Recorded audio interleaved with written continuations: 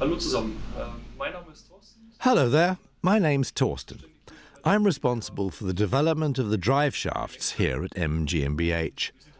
Today we're in the M transmission workshop and I'd like to tell you something about the new drive shaft of the current M3 M4. Starten wir zunächst mal mit dem Vorgänger. On the previous project we originally fitted a one-piece CFRP drive shaft. Am Anfang verbaut gehabt. Diese einteilige CFK-Gelenkwelle. This one-piece CFRP drive shaft has the big advantage of being one piece and thus far lighter. Unschlagbar ist. Auf der anderen Seite hat sie aber auch den Nachteil. On the other hand, it has the disadvantage that the diameter has to be big enough for it to remain stable at high revs. Während der Lebensdauer vom F8 XM3 muss man aufgrund einer During the lifetime of the F8 XM3, the diameter had to be reduced from 90 mm to 70 mm due to new legal requirements. This was necessary to be able to integrate the particulate filters, which are here in the front. in den Bauraum integrieren konnten.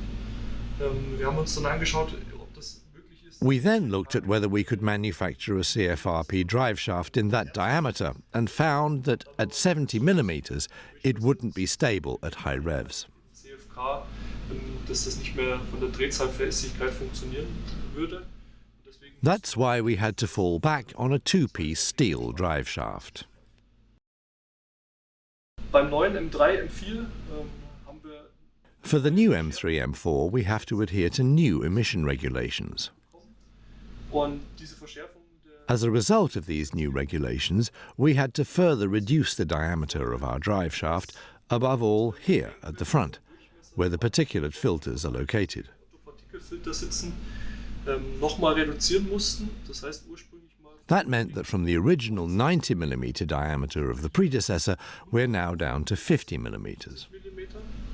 Wir haben uns dann am Ende des Tages das Ganze We then looked to see if it would be possible to make the whole thing in CFRP in one piece, to save as much weight as possible. haben dann aber feststellen müssen, dass der erste We established that if we manufactured it in CFRP, the weight advantage would have been lost because the thickness of the CFRP would have been such that at the end of the day, the difference in weight between CFRP and steel would have been negligible. CFK und Stahl nicht mehr aufwiegt. Und das zweite ist, die Einteiligkeit. The other thing was, a one-piece shaft over the whole length with a diameter of 50 mm wouldn't have worked because it wouldn't have been stable at high revs.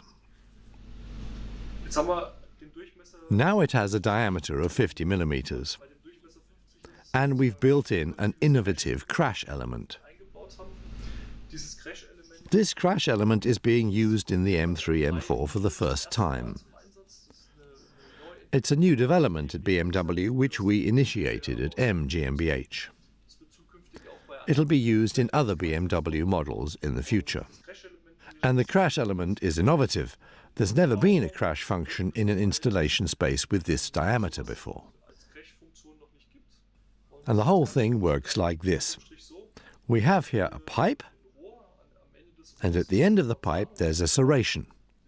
This serration is pressed into the outer tube here, and above a certain amount of force it breaks, or this connection decouples. The front part pushes itself onto and over the smaller diameter. I'd now like to show you something else innovative on the drive shaft, or between the drive shaft and the rear axle transmission.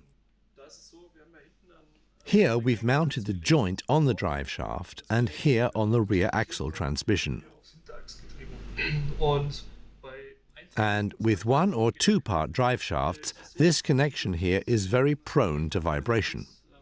auf Vibration an der Stelle.